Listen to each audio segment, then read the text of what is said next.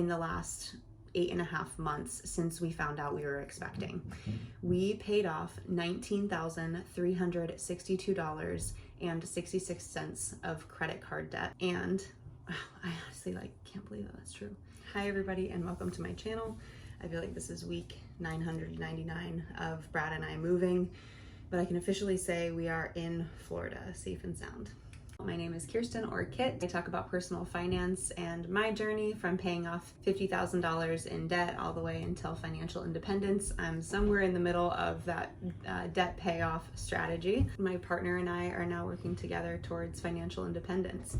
If it looks like I'm in a trap house, it's because I sort of am. No, not actually a trap house, but it is definitely got some work to do. So Brad and I are here to put in some TLC before baby comes. We are 8.5 months pregnant. I don't know why people say we or I say we. It's just me. But we are actively preparing for a baby to come into the house, and so there's a lot of work to do everywhere. Brad's currently in the kitchen actually painting and getting ready to prep the laundry room for the washer and dryer to come in today to be installed. So good, exciting things happening. We're making a lot of progress, but we have a lot to do as well. I'll start out with our current debts from greatest to lowest. My student loans are sitting at $33,200. Our car note, it was Brad's car, but now that I've sold mine, we're sharing. We've got $26,092 there. And then Brad's student loans, sweet angel, only $6,600.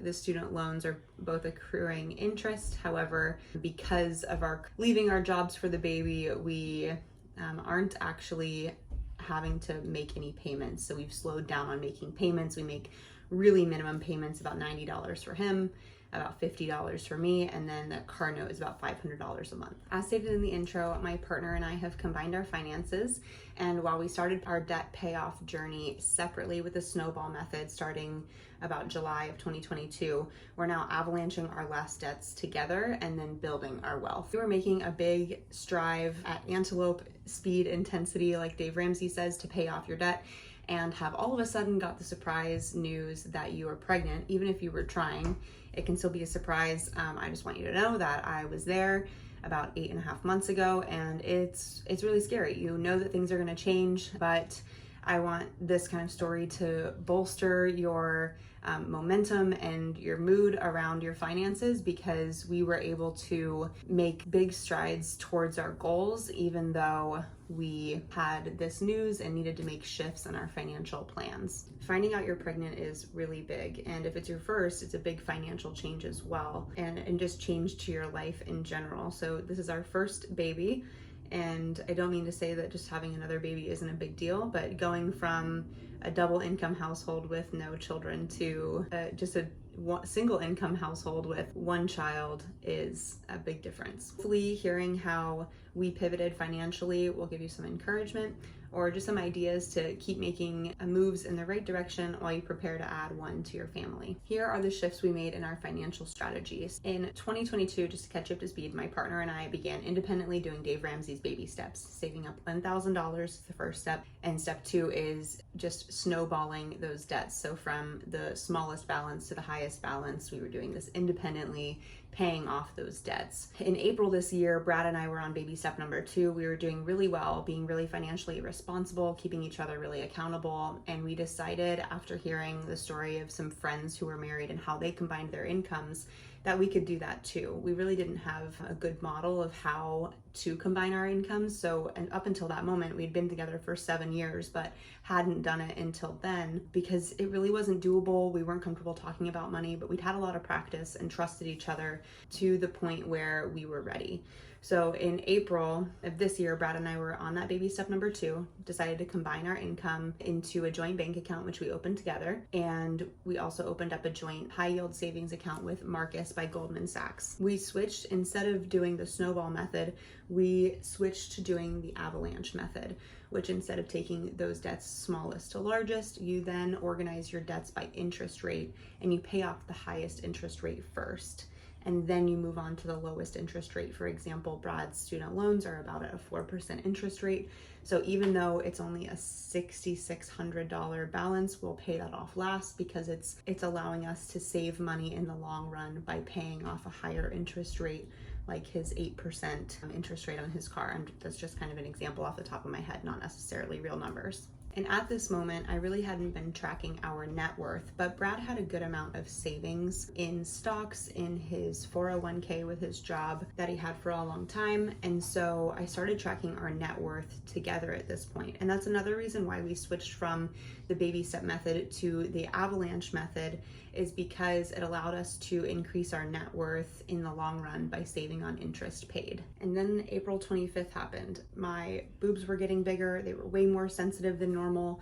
And a lot of period symptoms when your period is coming are really similar to pregnancy symptoms, but this was different. And so I took a pregnancy test, and then I took 3, and we were definitely pregnant.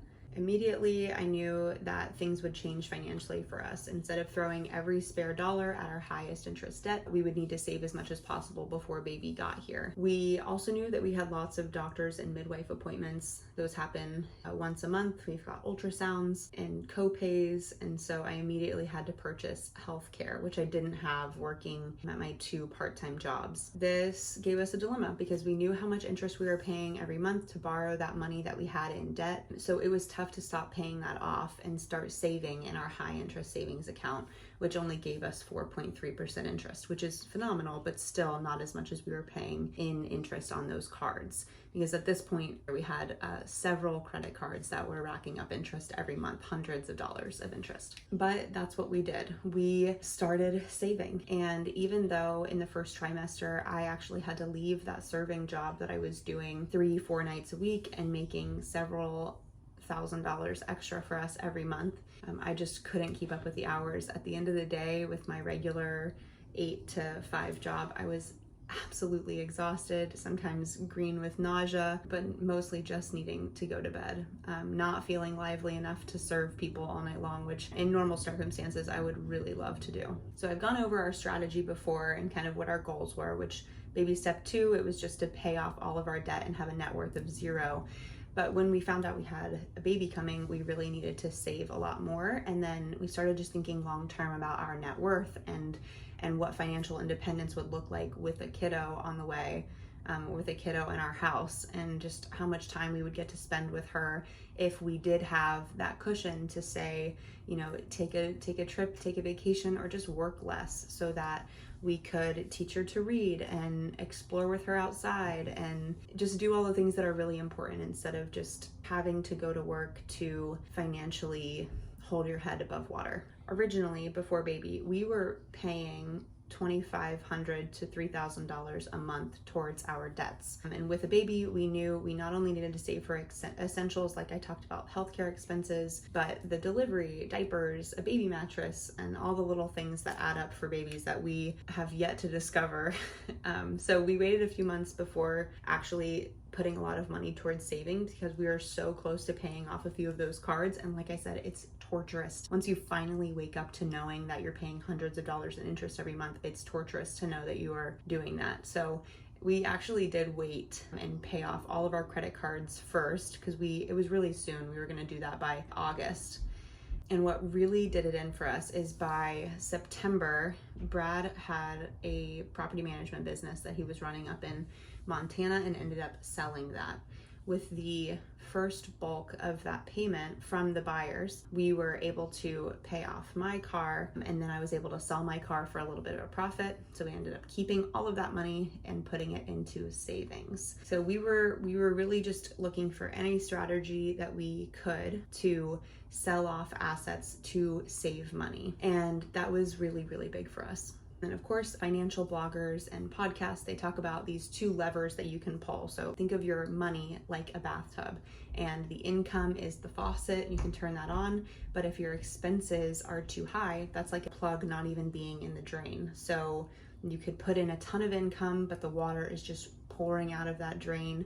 And so if you really want to tighten up your net worth and allow your money to grow, you need to put the plug in the drain, only allowing for a small leak, which is less expenses. Hopefully keep that faucet on full blast so you can really save that nest egg. So our last part of our goal was to decrease our monthly expenses. As of a week ago, we were that double income household with no kids, the DINK household. And that's super nice because we were able to make income that gave us cushion over our expenses. Every month we were allowed to pay a lot towards debt, do a little bit of entertaining, and eat really well. Our expenses when we were living in Bozeman, Montana were about $3,500 a month, including $1,900 for housing, about $900 on food, including restaurants and eating out, and then $500 on a car note. So we were kind of maxed out there if we wanted to continue to save or to pay off debt. The only expense we could really move there was housing. We knew that we lived in a high cost of living place and we would need to move to a low cost of living place if we really wanted to make a difference in our expenses. If you want to know more about how we moved across the country back to our hometown of Orlando, Florida, you can see that in one of the other videos on my channel. We just got to Orlando on Sunday night at about 11 p.m. We are staying in a house of Brad's families that they've so graciously allowed us to stay in while we fix it up, hence the tape on the walls. I think this was a music room before, so there was padding up on all the walls, which would actually work really well for a recording studio. But this will be our bedroom, if you can believe it, if you see that vision with me. We definitely see the vision. We're very hopeful and thankful, but there's a lot of work to do, a lot of TLC to put in, but eventually we'll only be paying the property taxes, utilities, and then just any kind of appliances or fixer-uppers, like, you know, $60 for the AC the other day because it wasn't working. We bought a new washer and dryer, we bought a new refrigerator, things like that needed to be done, which are kind of upfront expenses, and hopefully we won't have to pay for those for long. But in a year, it will even out to about $500 a month, which we are so thankful for. And it looks like our monthly expenses will now be less than $2,000. Here are the big numbers. All of these changes in strategies and goals have allowed us to make this progress in the last 8.5 months since we found out we were expecting. We paid off $19,362.66 of credit card debt. And I honestly can't believe that's true. And we saved $9,547.85.